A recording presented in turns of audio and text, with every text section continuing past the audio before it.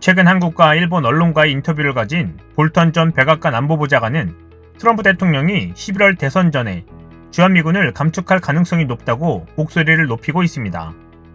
한미 간 방위비 분담금이 교착 상태에 빠진 상황에서 재선에 필요한 성과를 내기 위해 도박을 할 수 있다는 말입니다.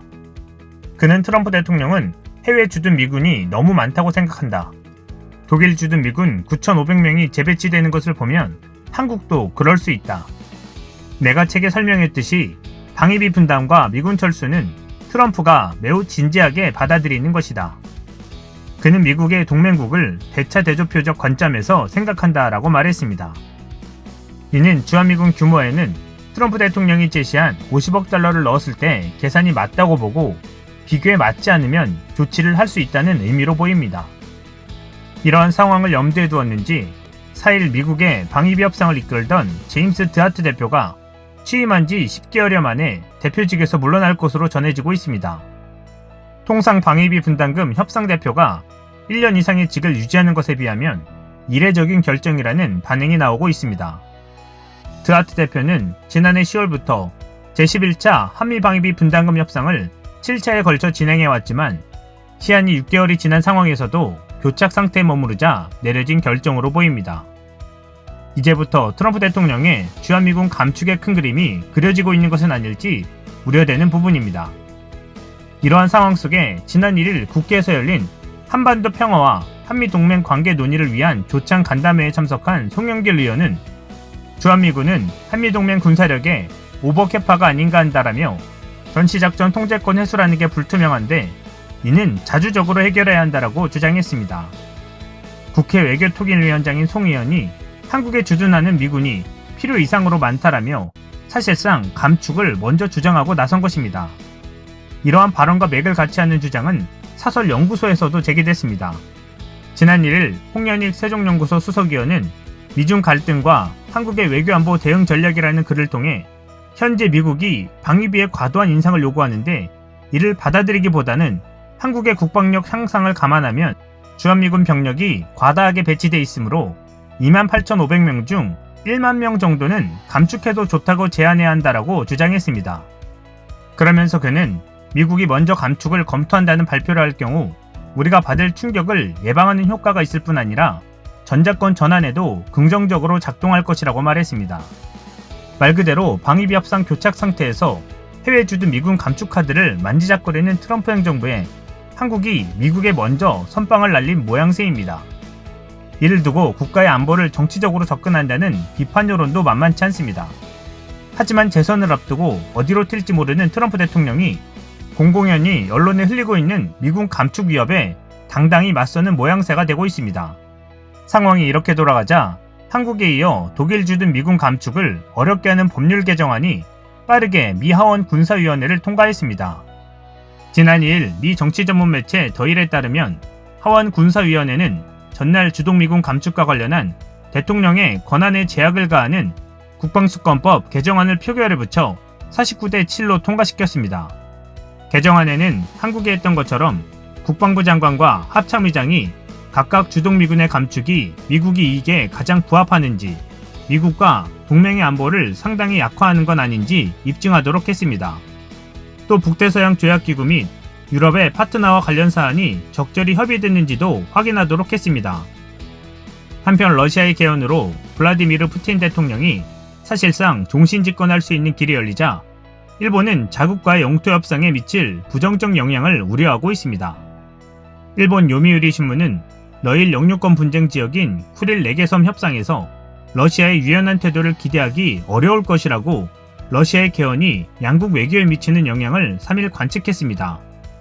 신문은 푸틴 대통령이 정치적 구심력을 키우기 위해 애국주의를 부추겨 개헌에 관한 국민투표에서 찬성표를 획득한 만큼 대외 강경 노선이 더욱 분명해질 것이라며 이렇게 내다봤습니다. 러시아의 개정헌법에 영토에 관한 내용이 포함된 것을 주목하기도 했습니다. 아사히 신문에 따르면 새 헌법에는 영토를 쪼개서 양도하는 행위는 인정하지 않는다. 국경의 재획정은 예외라는 내용이 담겨 있습니다. 이에 대해 일본 정부의 한 관계자는 러시아의 개정헌법이 영토 교섭과는 관계가 없다라고 도쿄신문에 의견을 밝혔습니다. 러시아가 실효 지배 중인 이들 섬이 자국 고유 영토라며 반환을 요구해온 일본 측은 러시아와의 협상이 국경의 재획정 사안이라서 세원법에 저촉되지 않는다고 해석한 셈입니다. 하지만 쿠릴 4개 섬이 러시아 영토라고 간주하는 시각에서는 이를 일본에 넘기는 것이 헌법에 저촉된다고 문제 삼을 여지가 있어 보입니다. 영토 관련 헌법 조항은 일본과의 협상에서 양보를 압박하기 위한 구실이 될 가능성이 있기 때문에 일본 정부가 우려하고 있다고 요미우리는 분위기를 전했습니다.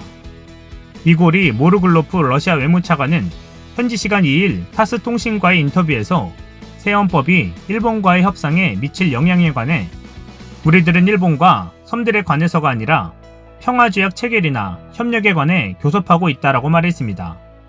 이는 영토 문제에서 양보할 생각이 없다는 점을 강조하며 일본을 견제한 것이라고 신문은 해석했습니다. 스카 요시히데 일본 관방장관은 러시아의 개헌과 러일 협상에 관해 영토 문제를 해결하고 평화조약을 체결한다는 생각을 토대로 끈기 있게 임하고 싶다라고 이일 말했습니다. 공식 석상에서는 반응을 자제했으나 이면에서 우려하고 있는 모양새입니다. 산케이 신문은 일본에 있어서 북방 영토의 반환이 더욱 멀어졌다는 것이라고 러시아 개헌의 의미를 해석하고서 러시아 외교 전략을 근본적으로 수정하라고 일본 정부에 촉구했습니다. 러시아 개헌의 의미가 파악되자 일본 언론은 푸틴 대통령의 초장기 집권을 가능하게 하는 개헌을 일제히 비판했습니다.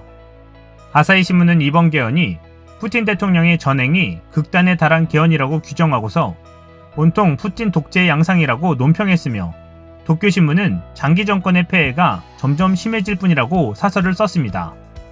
요미우리 신문은 푸틴 대통령이 강권 통치를 계속해 구미와의 대립이 격화할 것이 우려되고 있다. 관계국은 경계를 강화할 필요가 있다라고 촉구했습니다. 줄 사람은 생각도 않는데 혼자 김칫국만 마신 꼴이 됐습니다. 한편 스티븐 비건 미국 국무부 부장관 겸 대북 특별대표가 다음 주 한국을 방문해 오는 7일 한국 측 인사와 회동한다고 로이터 통신이 3일 보도했습니다. 로이터는 당국자를 인용해 다음 주 방한하는 비건 부장관이 7일 한국의 카운터파트들과 회동하는 몇몇 국무부 관리 중 한 명이 될 것이라고 전했습니다. 비건 부장관은 7일 방한 후 2박 3일간 한국에 머물며 카운터파트인 이도훈 외교부 한반도 평화교섭본부장을 비롯해 외교부와 청와대 등 한국의 외교안보라인과 두루 접촉할 것이라는 관측이 유력합니다. 그의 방안은 북미 비핵화 협상의 교착 상태를 벗어나지 못하고 남북관계 역시 얼어붙은 상황에서 이뤄지는 것입니다. 오는 11월 미 대선 선거전이 본격화하면 북핵 문제가 도널드 트럼프 대통령의 우선순위에서 밀릴 공산이 있는 상황에서 이번 방안은 대선 전 북한과 협상 진전을 타진할 기회이자 비핵화 협상의 향배를 가늠할 중요한 고비가 될 전망입니다. 비건 부장관은 지난달 29일 한 행사에서 미 대선 전 북미 정상회담이 개최될 가능성이 크지 않다는 식으로 언급하면서도 상당한 진전을 만들어낼 시간이 여전히 있다라며 북미 비핵화 실무협상 재개 의지를 드러냈습니다. 로버트 오브라이언 백악관 국가안보보좌관도 지난달 30일 한 행사에서 진전을 위한 대화의 문은 열려있다라고 발언하는 등 북한의 실무협상 복귀를 요구하는 미 주요 당국자 발언이 잇따랐습니다.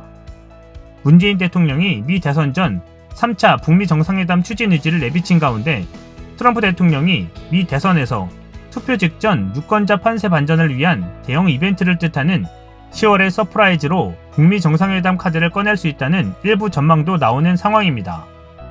강경화 외교부 장관은 지난 2일 기자간담회에서 문 대통령이 대선 전 북미 정상회담이 이루어지도록 최선을 다하겠다고 밝힌 데 대해 한미 간 국무부, 외교부 등 다양한 레벨에서 긴밀히 소통을 이어나가고 있다. 이도훈 본부장의 방미도 그런 차원이라고 밝힌 바 있습니다. 비건 부장관이 어떤 메시지를 내놓을지 주목되는 가운데 판문점 등에서 대북 접촉을 타진할 가능성도 있습니다. 그는 작년 12월 방한 때도 당신들은 우리를 어떻게 접촉할지를 안다라며 북한과 만남을 제안했지만 성사되지는 못했습니다. 다만 북한이 대미 협상에 소극적이어서 성사될 가능성은 미지수입니다. 북한에 이렇다 할 호응이 없다면 비건 부장관의 방안은 미 대선을 앞두고 북한발 악재가 발생하지 않도록 하는 상황관리 차원에 머물 가능성도 있습니다. 이번 비건 부장관의 방문이 여러 가능성을 타진하러 오는 만큼 방문 후 어떤 메시지를 낼지 귀추가 주목되고 있습니다. 이상 시윤TV였습니다.